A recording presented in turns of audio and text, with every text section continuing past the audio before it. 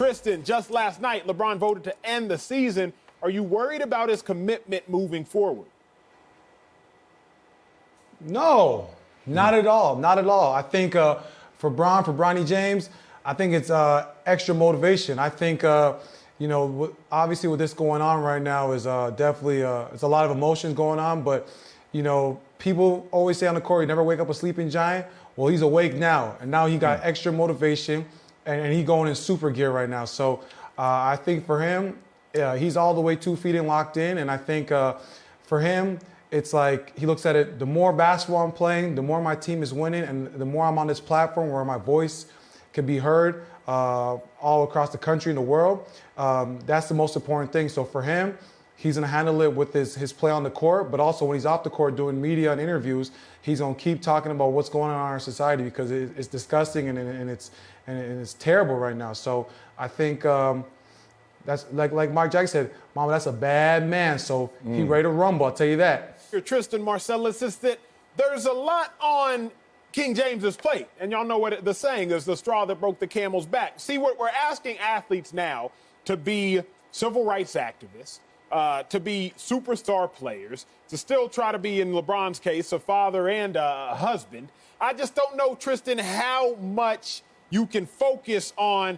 the game of ball when quite literally one night you're like, you know what, I'm good. I don't want to play the rest of the season. Then you wake up the next day talking about, okay, we can hoop. But I just don't know how committed you can stay to the game, to the cause, when you realize there are greater causes out there. I mean, even LeBron back in 2016, when y'all were riding together, he said it's what, in reference to Muhammad Ali, it's what they did outside the ring that was really the most important thing. In reference to Oscar Robertson, Bill Russell, it's what they stood for off the court. So do you think that LeBron can truly compartmentalize both trying to be this civil rights activist and also trying to be a superstar for the Lakers?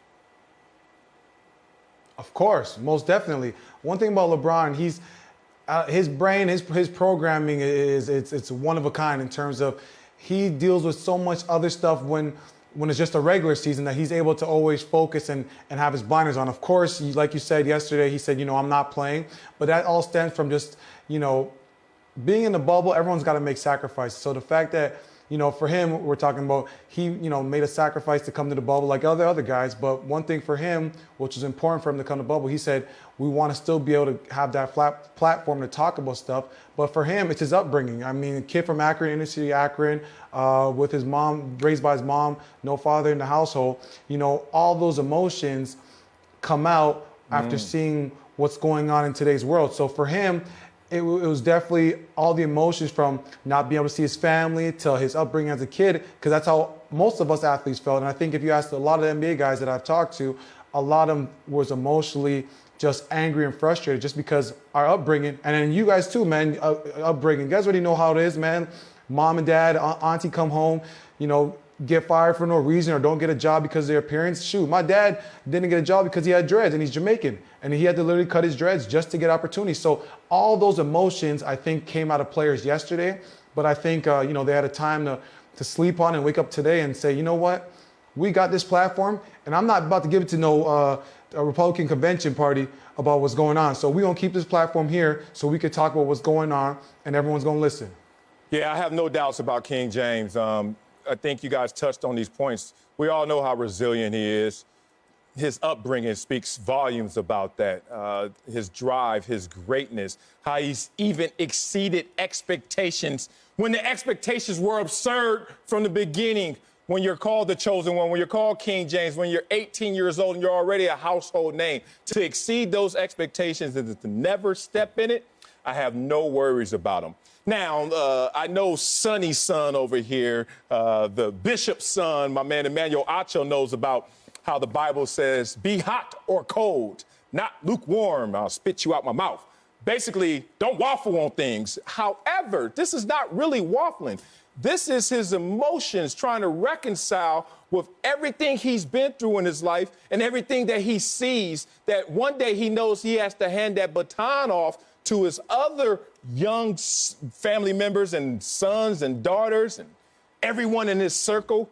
And he's like, goodness, am I going to hand this baton off with a better circumstance, with a better situation?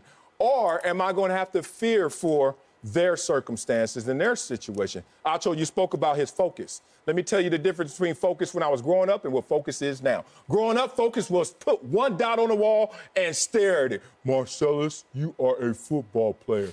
That's all you can be.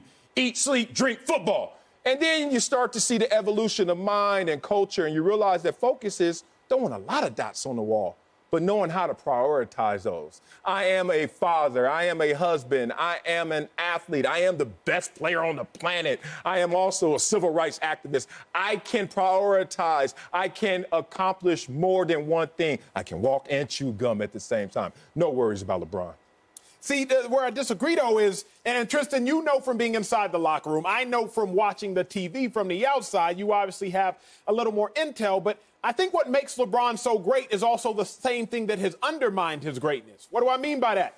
What makes LeBron so great is that he is, to me, honestly, a better human being than he is a basketball player. I promise school, what he has done for the kids, what he has done trying to promote voting within the community, within our nation, what he has done for people that look like him and the younger and the next generation. He's selfless. He's always thinking about other people. But then we saw early on in his career, particularly on the basketball court, sometimes it would look like LeBron wasn't trying to take the last shot. Sometimes it would look like LeBron wasn't trying to be scorer LeBron or things that are inherently selfish when you got to keep the ball in your own hands. That is why, Marcellus and Tristan, I'm a little worried. I'm a little concerned as a LeBron fan because typically LeBron and his personality and persona off the court, they usually find themselves in their way onto the court. Again, not to get too much into the weeds of basketball because we see that life is now more important. But what happened in game one? What happened when we saw passive LeBron, so to speak, pass and passive LeBron? Lakers weren't necessarily getting it done. But in the last couple games, when we saw LeBron get active and be a little bit more selfish, the Lakers got it done in abundance. So I think that while it sounds easy, it's a little bit harder than we think, especially LeBron, because he has shown a tendency to let his off-the-court greatness and selflessness find its way onto the court to the detriment of his teams. Well, Acho, if you go look back at the film when you said, LeBron didn't want to take the shot or pass the ball, if you look at all the plays, he actually makes the right play. I know what they say, if you're the best player in the team, you got to take a shot. But sometimes, shooting a shot with 3 guys on you, 2 guys on you isn't the right shot. If you Tristan, got a guy in the corner with his hands up, ready to go, you got to make the right plays. Because I didn't want to dive into this conversation. Let's dive. But Marcellus, we are here. Head first.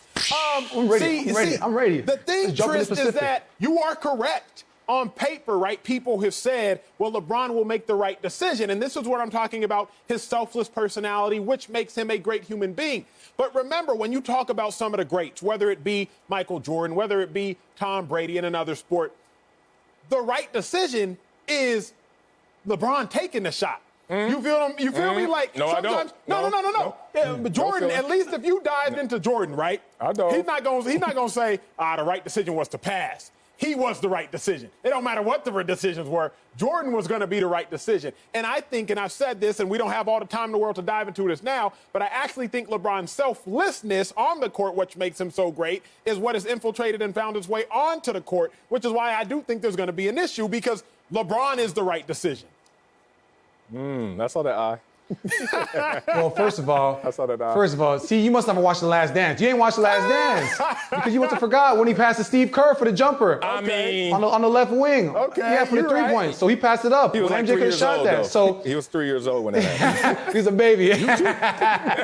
So yeah, he made the right. Yeah, I was definitely not even. So he does. Yeah, you're right. Like you got to make the right decision at time. But I think the most important thing right now, especially with LeBron, I think at the end of the day, it's not like if you have kids, when you on FaceTime with them and you can't be by their side, that's the biggest motivation in the world. So it's almost like, you know what, kids, daddy don't go to work, handle business, but I'm doing this with this platform to give you a better opportunity. And for me to continue giving them a better opportunity is keep playing games and keep winning. Because the more I'm winning, the more I'm talking, and the more I can, when I'm done, like Marcel said, pass the baton, I can give you the baton with a better world, and that's all I'm trying to do.